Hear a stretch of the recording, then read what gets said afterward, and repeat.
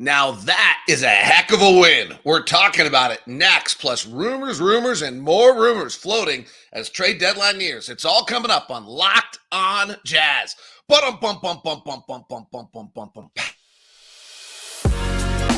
You are Locked On Jazz, your daily podcast on the Utah Jazz. Part of the Locked On Podcast Network, your team every day. What a two-night sequence. Wow. We're going to get into it. That was fun last night. Beating OKC is freaking awesome all the time. Sorry, that's personal, but it is great. I am David Locke, radio voice of the Utah Jazz, Jazz NBA insider. Here's today's show.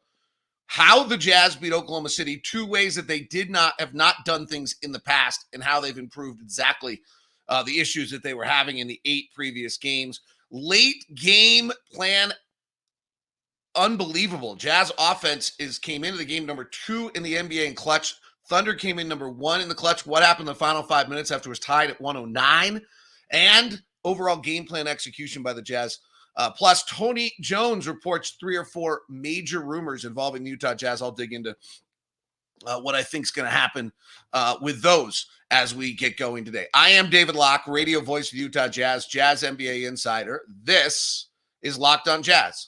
It's your daily podcast on the Utah Jazz, giving you insight, expertise, geeky numbers, and hopefully making it way better to be a Jazz fan each and every day. Thank you for making Locked On Jazz your first listen of the day. We are free and available on all podcasting apps. If you're watching on YouTube, please hit the thumbs up button. How about a thumbs up for the Utah Jazz performance last night? Please do that. It helps the algorithm, helps people catch the show, makes it better for you and your life, because if more people hear the show, less people are dumb about the Jazz. That should be our new slogan. And then if you're listening, thank you very much for doing it the way that everyone started this show. Please subscribe or follow. If you're on YouTube, hit that bell button. It'll notify you whenever we launch up a show. Thanks so much for tuning in. And to the everydayers, you're the best. I actually bought these Locked On Jazz stickers so that when someone came by me at the arena and said I'm an everydayer, I can hand it to them, and then I keep forgetting to bring them in the arena. So we'll see if I can get that going. All right. That's 2 nights that were about as fun as it gets. Really just like electric, come from behind, good basketball, coming off a not very good stretch where it felt like maybe the Jazz had kind of lost their ways. Really impressive performances. Loved what we saw. Big picture for a quick second. I think this is interesting. So, the sample size is getting large enough. I just think you start to. So since Colin Sexton moved in the starting lineup, December 13th, we've now played 29 games. And the Jazz are 19-10. Like, at some point, that's a sufficient sample size. At least that's my thought. Sorry, my throat is fried after the last 2 games, so there will be some drinking during the show. I know it drives you crazy. I try to avoid it. It's not like radio where I have a mute button. It's not like where I can take a break. So that's unfortunately reality. But all right, so we're 19-10 since December 13th. We're 16-8 since Chris Dunn started. I'm not like, I don't know what I think, actually. I know that's not very we're heading into a trade deadline. I'm assuming some moves will get made. It's how asset evolution works, as we talked about yesterday for the everydayers. But it is interesting. Like, I don't think we were, 15-4 good. I don't know that I think we're really 19-10 good, right? Like, that 19-10, just so you have it, is the equivalent of, and I think, we've had some softness to the schedule, but not a lot. Like, at some point, you've just played 30 games. That's enough. So that's the equivalent of a 53-win team. Maybe we're not that far off that. At some point, there's a few things that are on our side. One is that we have a massive home court advantage that's pretty undeniable.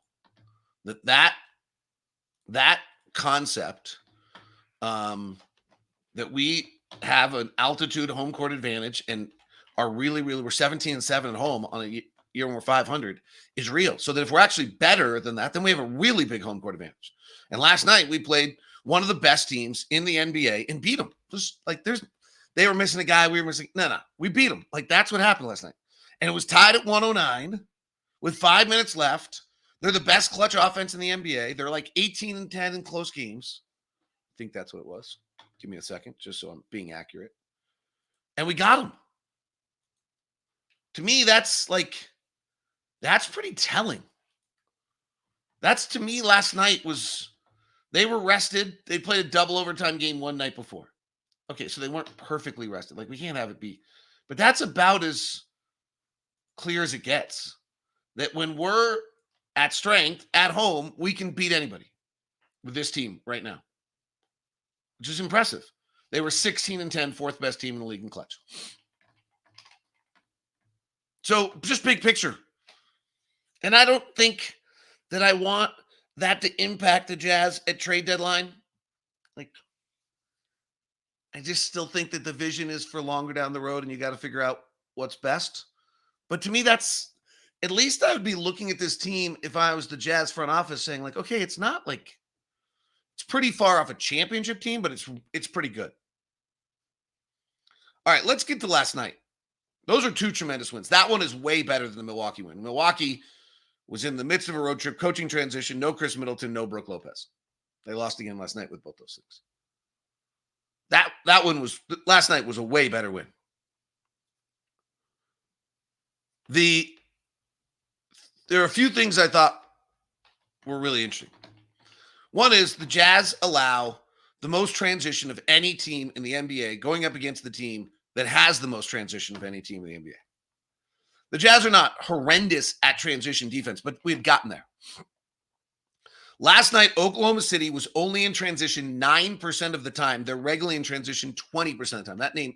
That is a non-official number. That's cleaning the glass. Cleaning the glass does it by estimation based on the box score. So actually, let me see if I can find last night a game. If I can see, I forgot that I actually have a way to maybe see if I can figure out what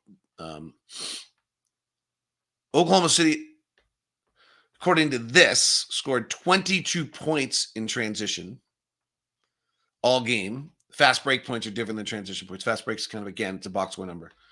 And they averaged 0.864 points per possession in transition. So the Jazz, who really had begun to just play Olay transition defense on that road trip, guys just letting guys go by into the basket, largely based on Chris Dunn. But I thought John Collins and Jordan Clarkson, who honestly to me were two of the biggest cases of Olay defense in transition were great in transition last night. Absolutely great. And I thought everyone got back in transition and just caused a ton of issues. So transition defense last night by the Utah Jazz was as vital as anything in that game. Really impressive. The time and effort, and that's effort. That is just busting your butt and getting back defensively and making plays. And Chris Dunn had swipes and plays last that were amazing. And if you get into the late part of the ball game, there's a Chet Holmgren turnover. There's a Shai misses on 2 occasions. There's a Jalen Williams miss. Jalen gets fouled once. There's the Micic turnover. Like late in the game, particularly the transition defense was amazing. Shai missed another one. Shai turned it over. Like their last 7 or 8 transition buckets, they score like 2 points. I mean, so that was transition defense when the game mattered last night.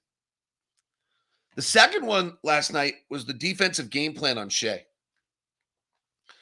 So what Scott Morrison, and we talked about this on Postcast, if you listened, thank you if you did, is the Jazz wanted to, Shai's 1.15 points if he drives right, 1.15 points if he drives left. It's dead even either way. The Jazz game plan generally has been to force people to their offhands.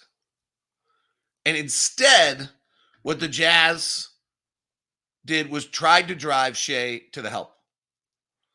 And in the first half of the game, Shai was getting to the outside hip of our defenders and getting to the outside. He's like a running back who wants to get outside the tackles. That's what he wants to do. And it looked to me like the Jazz were trying to do it, and they just couldn't. It wasn't enough. Like he just was too good. And I asked Evan Brads about it at halftime. Evan's like, actually, we just got to commit more. We got to be more pronounced in what we're doing, putting the outside hip, getting on the outside edge, getting there. And they did it in the second half. Chris Dunn largely. But Chris Dunn can only do that if he's getting help. And the guy shifted over and drove Shai to the middle of the floor into traffic. It's what teams do to Kyrie Irving and Kevin Durant. Kevin Durant and Kyrie Irving both want to play on the outsides in space.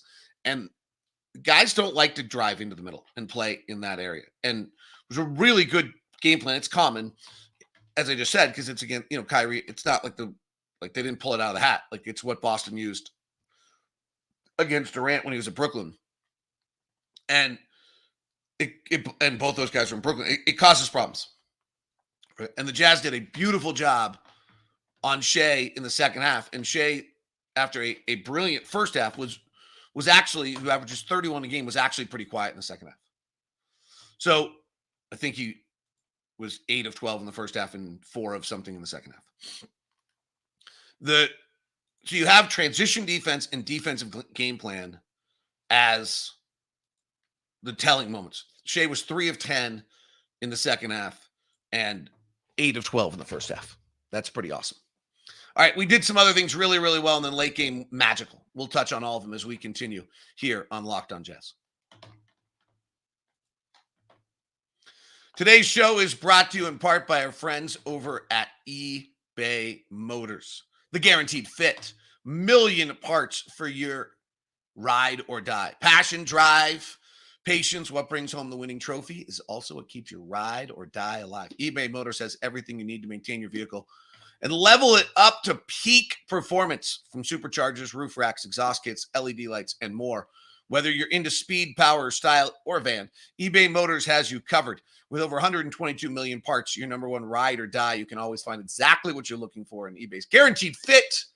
Your part is guaranteed to fit your ride every time, or your money back. Because with eBay Motors, you're burning rubber, not cash. With all the parts you need at the prices you want, it's easy to turn your car into the MVP. Bring home that win. Keep your ride or die alive at ebaymotors.com. Eligible items only. Exclusions apply. eBay guaranteed fit only for U.S. customers. Today's show is also brought to you by our friends over at Prize Picks. That's the daily fantasy game made fun and, frankly, the best there is, because of all of their little features, including the injury safety, including the merge NFL and NBA. All of these are various reasons why Prize Picks is America's number one fantasy sports app with over 3 million members. The easiest and most exciting way to play DFS. It's you against the numbers. You pick more or less than 2 to 6 players and stat projections and watch the winnings roll in. You do not have to go against sharks and all them. Prize Picks, you can win 100 times your money with as little as 4 correct picks. You can turn, that means $10 into 1,000. That seems pretty cool. The new game, by the way, is Demons and Goblins. It's the easiest way to play. It's squares marked with red demons or green goblins give you different payouts. So that's how you can win up to 100 times your money with as little as 4 picks. Players and stat types, you're selecting all sorts of fun things, and you can figure out and get your winnings. Go to prizepicks.com/LockedOnNBA and use the code LockedOnNBA for your first deposit match up to $100. That's prizepicks.com with the first deposit match up to $100. Demons, goblins, expand your winning at Prize Picks. Thanks so much for making Locked On Jazz your first listen of the day. We launched the first ever national sports channel on YouTube 24/7. It's one Locked On podcast to the next. All of our national channels, the biggest stories of the day. It's pretty awesome. It's on Locked On Sports Today on YouTube. It's now also available on Amazon Fire TV. Go search through Amazon Fire and get there. All right.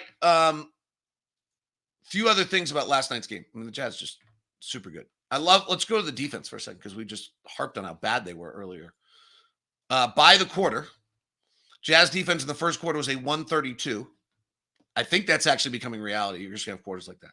Second quarter was a 140. Okay, so in the first half, Oklahoma City was at a 136. Our offense was at 120, hanging on. Woo. Then 100 in the third. and 104.2 in the fourth. Jazz defense in the second half last night against the fourth best offense in the NBA was a 102.1. Fourth best offense in the league is like a 120. That's pretty amazing. And with Shai on the floor, it was only a 95. Chris Dunn on the floor, matching Shai. They matched Shai. Shai played 19 minutes and 15 seconds, and Chris Dunn played 19 minutes and 15 seconds in the second half. Walker Kessler played 11 minutes and 43 seconds in the second half. The defensive rating was a 62 when he was on the floor. Pretty great. All right.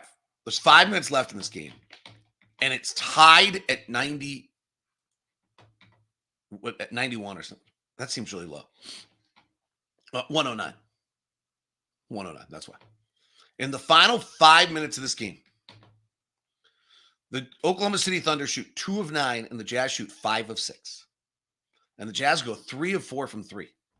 The Jazz are the number 1 three-point shooting team in the clutch this year. They're the number 2 offensive team in all of the NBA in the clutch this year. It's a great tribute to the players and Will Hardy.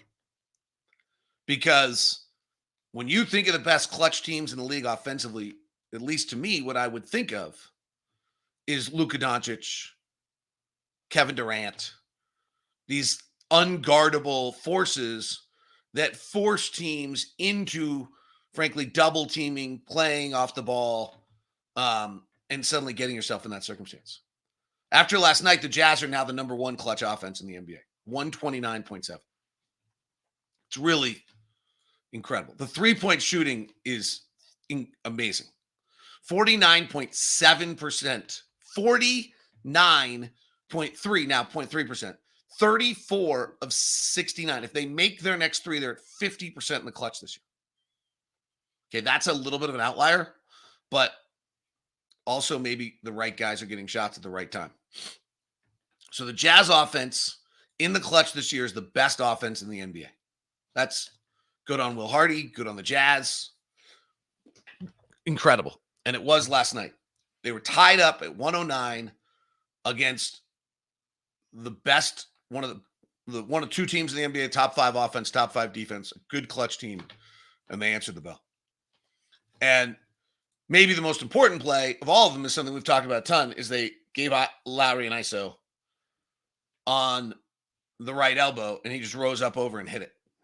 Jab stepped, rose up, hit it. Physical play to score it. That's just not something Lauri's been able to do. It's not something the Jazz have asked him to do a great deal either. You know, if he can learn something off the dribble, that's impressive. The other one is, Keyonte hit a prayer with 4:19 left. Sometimes you just need the ball to go in. He was under duress, threw it up. The other thing is the Jazz got the shots they generally wanted by the Thunder. Josh Giddey had to take a 15-footer. Josh Giddey had to take a 3. Those are shots that they don't want to take. Chris Dunn makes a fabulous play with 3:27 left in this game. He drives in the lane. He's not an offensive threat. He's out there for defense. They are laying off him. Instead of taking a 3, he drives in the lane. They're going to eventually close out on anyone. He gets by his guy, brings the defense to it, wraps around, Kessler catches and dunks. Walker is, I think, 6 of his last 7 from the free throw line. It feels as though he's a little bit more comfortable having the ball in his hands right now in case he ends up at the free throw line. He doesn't seem as frantic about maybe getting off the ball. And then Keyonte just has guts, man. And it was an interesting post-game interview with him afterwards where I asked him, like, you have this slump. I mean, he has this terrible slump and then comes out of it and is shooting more every time. And he said, you just got to trust the work. Will made some really interesting comments about Keyonte post-game last night about that he sees the game well. I thought this was fascinating. Will, post-game last night, was talking about Keyonte, and he said he just understands what's going on the floor. He's 20 years old. And talks about how, Will's seeing something, goes over to Keyonte. Keyonte's seeing it also. It's a pretty interesting comment for about a 20-year-old. So with 2:50 left, Jazz 114, Oklahoma City 113. They go to Lauri at the right elbow. Isolated on Jalen Williams, who's a really good defender. Lou Dort is on Keyonte George. Like, these are not good matchups. Lauri tries to put on the deck with a left hand, drives in the lane, spins. Dort comes over. and double team. Shai comes in. They basically have 3 guys on Lauri. Holmgren is just lingering in the post because of Kessler. Giddey is somewhere close to Fontecchio, and Dunn is just unguarded. So maybe a little bit of a mistake that they brought 3 guys to Markkanen. But Dort leaves it, and Lauri on point spins right into a pass to Keyonte in the right corner. A beautiful pump fake from Keyonte and a work away from the basket to his left for a right-hand 3, and he buries it. This is a big-time play by everybody involved. First of all, they're ISOing Lauri. He really can't ISO Lauri at 23. You got to ISO him at 15, so he's 1 or 2 dribbles. And he works the left hand, bumping back and gets into the paint, brings 2 guys to him. Thunder allow the most corner threes of anyone in the league. Jazz know it, push it out there, and then Dort with a great closeout. And Keyonte, I mean, this shot is contested. That is a big-time shot by Keyonte George right there. If you go back and watch the replay, as I did last night, yeah, we weren't sleeping last night. That was fired up. That was, I mean, Dort closed. Beautiful move by Keyonte. Didn't drive either. I don't think there actually was a driving lane because of the fact that you have Holmgren just sitting there. Then that's at the 2:45 mark. Fontecchio turns it over on a bad drive. Jazz get a stop in transition on Gilgeous Alexander, which is just, these are the plays I'm talking about. The transition defense was incredible. Dunn gets a block 3 seconds later in transition. Just awesome. And then Thunder get the ball back, and then Gilgeous Alexander turns it over in traffic on the perfect force. Dunn gets the steal. Dunn was great. And then the Jazz get it back, and that's where Lauri goes ISO with 1:09 left, up by 4. Same right elbow. This time, though, a little bit different matchups as Jalen Williams is now on Keyonte and Dort is on Fontecchio. And so they have Wiggins instead guarding Lauri, who's smaller. And he shoves him off, steps back into the jumper, and hits it. So they got a little bit smaller guy physically in Wiggins, and Lauri reacted differently, read the situation, and made the play. And that was Lauri's 30th. And the final bucket of the clutch play was Lauri's 3, where Walker Kessler is the release valve. And it's hard to play Walker in these circumstances because they're not going to guard him if he's outside and it clogs the lane. Keyonte tried to go off a Lauri pick and roll, but Dort's up on him. And Dort's as good at on-ball defender. I mean, Dort caused Donovan more problems than anyone in the league. And Keyonte goes away from the pick with Lauri, gets into the paint, kicks it to Kessler, which is not ideal, at 12 feet out on the left baseline. Walker takes 1 dribble astutely away from the game. Lauri comes back for the ball, and Walker and Jalen Williams is now just far enough off Lauri trying to help, and Lauri's awesome quick release for the 3 that's the dagger. But again, it goes back to Keyonte handling his own against Lou Dort. It goes back to these guys just playing. There's no play here. This is just guys executing basketball. Right? They tried to get Wiggins switched. They couldn't. Keyonte shakes Dort with a beautiful crossover at the top. Left-hand dribble in the lane. Finds the release valve in Kessler. Kessler astutely plays out of it in a manner where he doesn't get himself in trouble. And then Lauri just has the most incredible base in quick release. And the Jazz win. Awesome. Awesome. All right. Rumors. Tony Jones of The Athletic had 3 of them, and I'll bring them to you next as we continue here on Locked On Jazz. Today's edition of Locked On Jazz is brought to you by Locked On's official ticketing app, Game Time. If you're looking for an event and you're going somewhere, you can use Game Time. There's a bunch of different ways to use Game Time. Our friends over at Locked On Nuggets, Matt Moore and his wife, are huge Avalanche fans. They literally sit home on Game Time and figure out if the prices go to somewhere they want to go, and then they go to the game. It's literally how they have season tickets. It's pretty fun. It's the only ticketing app that gives you complete peace of mind with your purchase. So you can see the view of your seats before you buy, so you know exactly what to expect when you arrive. All-in pricing, show you total up front, so you know you're getting the great deal before you check out, and you buy tickets in seconds with 2 taps.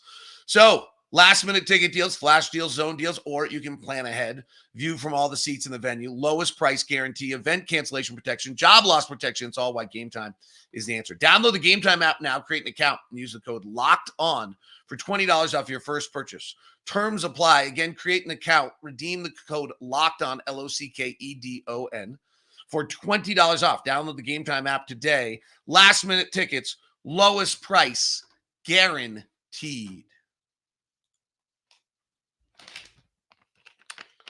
Thanks so much for making Locked On Jazz your first listen of the day. We are free and available on all podcasting apps, and I greatly appreciate you taking the time today. Standings check. I don't have my little scroll going today on YouTube, and most of you are on audio anyway. Our standings check as of last night. You never know who updates their standings first. One of the NBA apps we use for stuff, which is super great, doesn't always update. So let's go to this one, which I know does. Houston lost last night.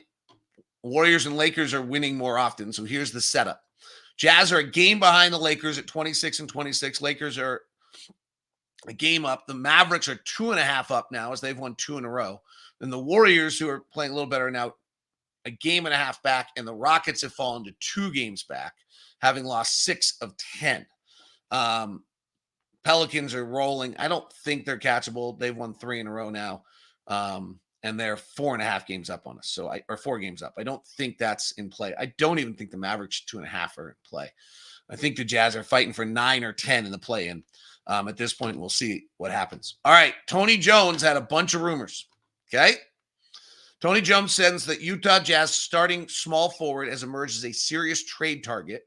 And that is Simone Fontecchio with 2 contending teams, according to multiple league sources, the Phoenix Suns and the Boston Celtics. So, this does not surprise me at all. All year long, I've watched Simone and literally have said the first team that calls on Simone is the team that's watching. He would be so outstanding for a good team. He's so outstanding for us. What's interesting about Simone is he makes $3.1 million. He's a restricted free agent at the end of the year. And at $3.1 million, these teams that have no players, like Denver and Phoenix, and they don't have any contracts, he's like the one player they could trade for. Which is why I think he could garner the Jazz some really good package. I mean, like maybe a first-round pick. Remember last year what happened? Saddiq Bey gets traded for like 17 second-round picks. I think it was 5. I think Gary Payton Jr. gets traded for like 4 or 5 second-round picks. That's what last year's trade deadline was. Just so you understand, Saddiq Bey is a 6'7", 215-pound wing player, was the 19th pick of a draft, who averages 13.7 rebounds, an assist, and shoots moderately. It's like a 35% three-point shooter. So he's a distinctly average player, right? And he's been in the league for 4 or 5 years, and he's averaged 13 points a game. He started more than 3/4 of his game. So I mean, like, he's a good player. Like, he's been an NBA starter on bad teams. He plays 25 to 30 minutes a night. He's fine. Like, he's pretty good. Like, I mean, average is a compliment. He garnered, I think, 4 or 5 second-round picks. There just were not that many first-round picks that were exchanged last year at the trade deadline. So I'd have to go back and look at what the deal was, but I mean, I think it was. I'm close. Just go with me. It was all part of like this major convoluted deal that involved Gary Payton and James Wiseman. And last year, there were like 70 second-round draft picks traded at the trade deadline. Like, second-round draft picks are floating, are what the currency is in the trade deadline, and I think that has to be kind of remembered as you know, the Jazz going to get a first-round pick for Kelly Olynyk or Jordan Clarkson or Simone Fontecchio. Like, wow, if you get a first-round pick, like, that's hard to get at the trade deadline right now for players that are either rentals or aren't marquee. Like, sure, DeJounte Murray's asking for 2 first-round picks. I don't think they're going to get it, and I don't think DeJounte Murray's going to get moved. Like, I don't know that we're going to see a player move for 2 first-round picks here. Maybe the Jazz are going to do it and get DeJounte Murray. I kind of decided last night that I liked the deal. Like, if you can make sure that both those first-round picks are after 10, you're really trading one rotation player for a bona fide starter on 20-point a game scorer out not particularly efficient, but a good one in DeJounte Murray. Like that's a great trade.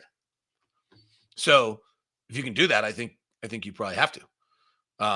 Or you should. So I actually don't think 2 first-round picks isn't outrageous if they're 2 first-round picks that aren't in the top 10, because first-round picks hit 50% of the time. So Simone being mentioned does not surprise me. He's played brilliantly. He's showed himself to be a bona fide player. It's interesting when he's restricted free agent, we have cap space. So you trade him, and then you trade him to Boston or Phoenix, who have no money, and you go give him an offer and bring him back in the offseason, and you got to pick for him in the meantime. Be kind of great. I do love every part of him and think he's super valuable to us, so it would be a bummer. Tony Jones wrote that Kelly Olynyk remains a likely trade candidate. According to multiple league sources, Olynyk has registered widespread interest, particularly among likely playoff teams, because of his status as an expiring contract, but more important, his versatility on offense. Yeah, he was great last night. And he is vital to us. If we lose Kelly Olynyk, we will not be as good because we run stuff through him, and he is very, very important to how the Jazz run stuff. Tony Jones wrote, Clarkson is less likely than Olynyk to be traded at this point. Between now and Thursday, anything can happen, but the winds are swaying toward Clarkson staying with the Jazz to the deadline. This will probably be a surprise to some. There's interest in Clarkson. We reported last week that New York Knicks have registered interest in Clarkson and Olynyk. Unlike Olynyk's contract, Clarkson isn't currently easy for other teams to handle, which is why Clarkson could stay in Salt Lake. His contract also gets really good. It's like it's a small contract here very, very quickly. So those were the latest rumors from Tony Jones. I don't have if you listened to yesterday's show, we really dug into DeJounte Murray and kind of the trade deadline and everything, that takes place there. And it will be interesting to watch how this plays out tomorrow. Today's kind of the nervous day where everyone's like, and then tomorrow's like literally heart rate up, like so anxious, up to 1:00 Mountain tomorrow. All right, that is Locked On Jazz today. Thank you very much for tuning in. We'll be with you tomorrow from Phoenix as the Jazz hit the road today to place another of the Western Conference best Phoenix Suns. What a night last night. Crowd was amazing. Call was fun. Go grab Utah Jazz Radio podcast and listen to Jazz Game Rewind, or catch the entire fourth quarter on the full Jazz Game broadcast if you want to. That's all available to you as well. Right now, we send you to the first ever 24/7 national streaming sports channel, Locked On Sports Today. It is also available on Amazon Fire TV now if you want to catch it there. It is Locked On Sports Today. Have a great day. Thanks for tuning in.